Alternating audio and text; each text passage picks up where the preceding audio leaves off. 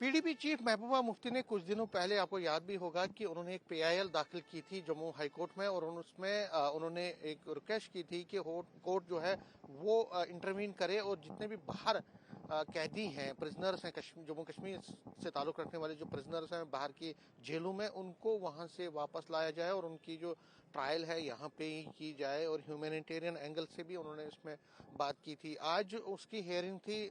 Advocate Aditya Gupta जो कि PDP के लीडर भी हैं, सीनियर लीडर भी हैं, और इस कोर्ट इस केस की पैरवी कर रहे हैं। उनसे बात करते हैं और आज का जानने की कोशिश करेंगे कि आज क्या क्या हुआ। न्यूज़ 18 से बात करने के लिए शुक्रिया आपका आदित्य जी। एडवोकेट साहब, आज क्या हुआ? आज हेयरिंग थी। पीआईएल जो है, पिछले टाइम महबूबा जी खुद आई थी, आज इसकी हेयरिंग थी। क्या क्या हुआ और क्या? पिटिशन जो है वो कंटिन्यूटी में ही थी। आज जो पिछली डेट हुई थी 3 तारीख, उसके बाद आज के लिए लिस्ट किया था।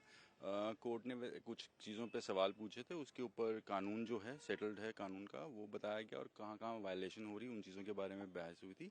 कोर्ट ने बात सुनी है एंड अब ऑर्डर रिजर्व किया है on the issues of maintainability. जो जो पिछली बार ये सवाल उठा उसके ऊपर अब कोर्ट डिटेल ऑर्डर पास करेगी और फिर आगे फर्दर प्रोसीडिंग्स चलेंगी इसकी। तो आपने जो आज जरा हुई थी उसमें क्या सरकारी वकील ने क्या कहा और आपने क्या? नहीं, अभी तो बेसिक इन्फेंसी स्टेज है। इस टाइम पे स्टेट तो इन्वॉल्व नहीं होती है, ये तो बेसिक नोटिस स्टेज होती है। इस टाइम पे सरकारी साइड पे कोई नहीं आया था।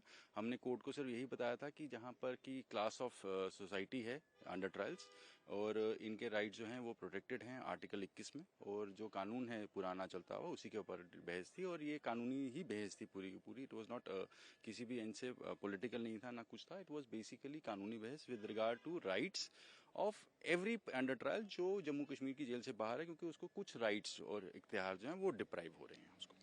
डिप्राइड हो रहे हैं क्योंकि आपने जब ये 3 तारीख को जो किया था उसमें आपको क्या एक्सपेक्ट है कि, क्योंकि अब आज हियरिंग थी, आगे चल के स्टेट का रिस्पांस कब तक आएगा? आपको क्या लगता है कि कंटिन्यूटी में जब केस चल ही रहा है तो आगे स्टेट का कब रिस्पांस आएगा? देखिए, पब्लिक इंटरेस्ट लिटिगेशन कभी भी एडवर्सरी नहीं होती, सरकार के खिलाफ नहीं होती, किसी के खिलाफ नहीं होती। Public interest litigation sections of society होती है, उन जिनको हक नहीं मिल रहा होता या उनके वायलेशन ऑफ राइट्स हो रहे होते हैं, उसके लिए कोई भी पब्लिक स्पिरिटेड इंसान कर सकता है। उसी के बेस पे इसमें कोई ऐसा सरकार भी, मुझे लगता है कि जब ये बात होगी, जब ये मसला आगे चलेगा, तो मेरे को लगता है कि सरकार भी पब्लिक इंटरेस्ट के स्पिरिट को ही चलाएगी और उसी तरीके से इसमें रिस्पॉन्ड करेगी। अभी तो things have to unfold, it is very infancy stage, और अभी शुरू हुई है पब्लिक इंटरेस्ट लिटिगेशन। कोर्ट खुद ही इसका संज्ञान लेगी और आगे चलेगी इसके ऊपर। It's a process, legal process, time consuming होती है, बट अटेम्प्ट ये है कि to at least start with it and आगे इफेक्टिवली करते जाएंगे। क्योंकि आदित्य जी, इसमें सियासत भी बहुत हो रही है और कई आपके जो लोग हैं जो यहाँ पे जम्मू कश्मीर में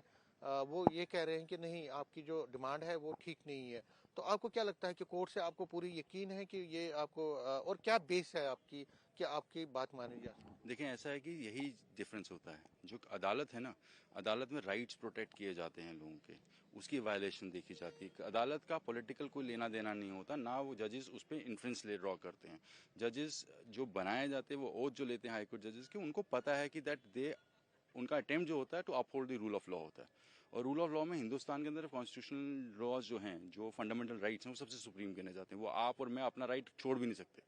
आर्टिकल राइट टू लाइफ ऐसा है कि राइट ऑफ लाइफ आप can not be waived off by you.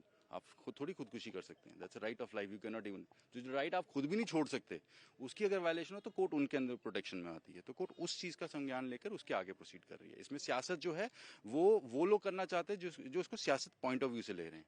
अगर आप एक हिंदुस्तानी हैं तो ना आप सोचेंगे कि आर्टिकल 21 की वायलेशन जो है वो किसी भी इंसान के वायलेशन जो है उसके अंदर कोई भी उठ सकता है। यही कानून इवॉल्व हुआ है जिसको पब्लिक इंटरेस्ट लिटिगेशन होता है। नहीं तो अदरवाइज वही आदमी कोर्ट आ सकता था जिसका वायलेशन हो। पब्लिक इंटरेस्ट में यही होता है, लोग नहीं आ पाते, उनको बुलाया जाता है ताकि एक क्लास ऑफ सोसाइटी जिस वजह से, और जो अंडर ट्रायल्स होते हैं वो वैसे भी सुप्रीम कोर्ट ने कहा हुआ है कि उनको डबल हैंडीकैप होता है, ना सिर्फ गरीबी का बट ऑलवेज एक प्रेशर का, एक एनवायरनमेंट का। जब सरकार ने, जब सुप्रीम कोर्ट ने हैंडकफिंग हटा दी थी इवन बाहर जाकर अस्पतालों में जाकर, तो वो तभी हुआ था बिकॉज वो स्पिरिट था।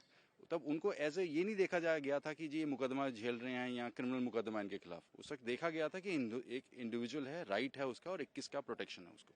आपको पूरी उम्मीद है कि आगे चल के आपके हक में ये, या आप जिनके लिए फाइट कर रहे हैं उनके हक में ये पब्लिक स्पिरिट है, पब्लिक स्पिरिटेड है, एंड आई बिलीव कि जब कॉन्स्टिट्यूशनल वायलेशन होती है, कोर्ट्स और पूरा समाज एक साथ ही होना चाहिए। ऐसा ही हुआ था बंधुआ मुक्ति मोर्चा में भी, ऐसे ही हुआ था।